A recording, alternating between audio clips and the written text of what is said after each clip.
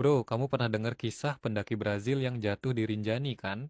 Iya, rame banget tuh. Tapi kenapa yang viral malah orang lokal ya? Siapa tuh?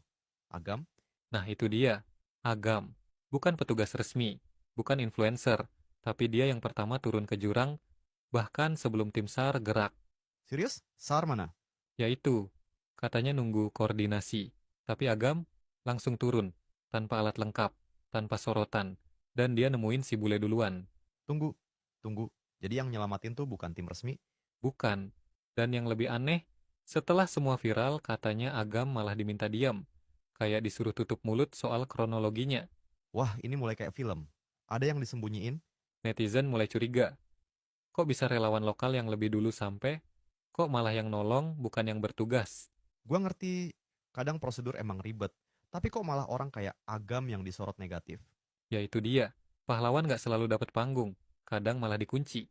Tapi Agam sendiri ngomong apa? Dia cuma bilang, saya nggak bisa diem. Kalau saya nunggu, bisa-bisa telat. Dan pas semua rame soal donasi, dia nggak ambil sepeser pun. Dia bilang, saya bantu karena nurani. Gila sih. Di zaman semua orang ngejar konten, dia malah nggak peduli kamera. Dan itu yang bikin dia luar biasa.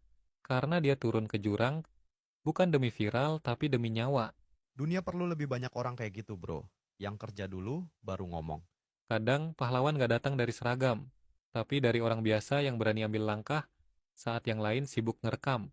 Buat lo yang dengerin sekarang, coba pikir. Kalau kamu ada di tempat kejadian, kamu turun bantu. Atau cuma buka kamera. Dunia nggak kekurangan orang baik, cuma kekurangan yang berani bertindak diam-diam, kayak Agam. Agam bukan siapa-siapa. Tapi hari itu, dia jadi segalanya buat satu nyawa. Sampai jumpa di episode selanjutnya, tetap jadi manusia, bukan cuma netizen. Satu bule wanita jatuh di Rinjani. Namanya Juliana Marins, 26 tahun, pendaki asal Brasil.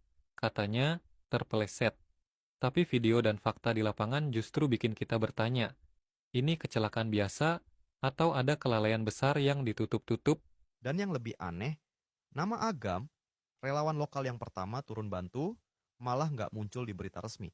Justru setelah viral, dia seperti disuruh diam. Mariana jatuh di jalur pendakian Sembalun. Lokasinya rawan kabut, jalur sempit, dan ada beberapa titik yang seharusnya dipandu penuh. Tapi info dari rekan-rekannya simpang siur. Ada yang bilang dia jalan sendiri. Ada yang bilang tergelincir saat mau selfie. Tapi kenapa lokasi kejadian nggak langsung disteril? Dan kenapa pertolongan datang telat? Inilah yang bikin banyak netizen nanya, mana tim rescue? Kenapa harus Agam yang turun lebih dulu, tanpa alat lengkap? Ini yang gue sebel banget. Agam udah risking his life, turun ke lokasi ekstrim, bawa jenazah naik. Tapi setelah itu, nggak ada apresiasi resmi. Bahkan katanya, dia disuruh diam. Bener, Agam sendiri bilang, saya nggak nyari viral, saya nyari nyawa. Tapi anehnya, dia seperti dibungkam. Ada video Agam di TikTok, tiba-tiba hilang. Komentarnya juga banyak yang hilang. Dan beberapa netizen yang nanya di kolom berita, malah diblok. Iya, ini bukan sekadar soal penyelamatan, tapi soal siapa yang layak bicara dan siapa yang dianggap mengganggu sistem. Ada dua kemungkinan besar di balik tragedi Mariana. Pertama, kelalaian dalam pengawasan jalur pendakian. Kedua, sistem birokrasi yang lambat, bahkan untuk urusan nyawa. Dan ironinya, orang yang cepat ambil tindakan malah dianggap out of procedure. Bro, ini bukan urusan protokol. Ini soal manusia. Agam bisa aja tunggu perintah, tapi dia turun. Dia ngangkat jenazah dengan tangan sendiri. Dan kalau dia nggak turun, bisa jadi jasad Mariana baru ketemu 2-3 hari kemudian.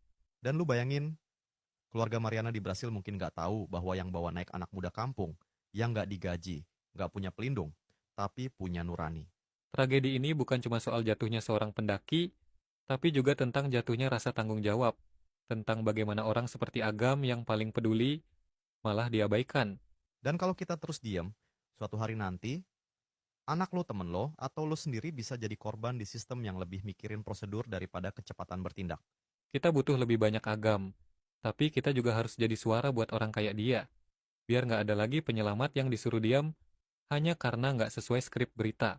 Mariana boleh berasal jauh dari Brasil, tapi yang bawa dia pulang adalah seorang anak Indonesia yang disuruh diam, dan kita nggak boleh ikut diam.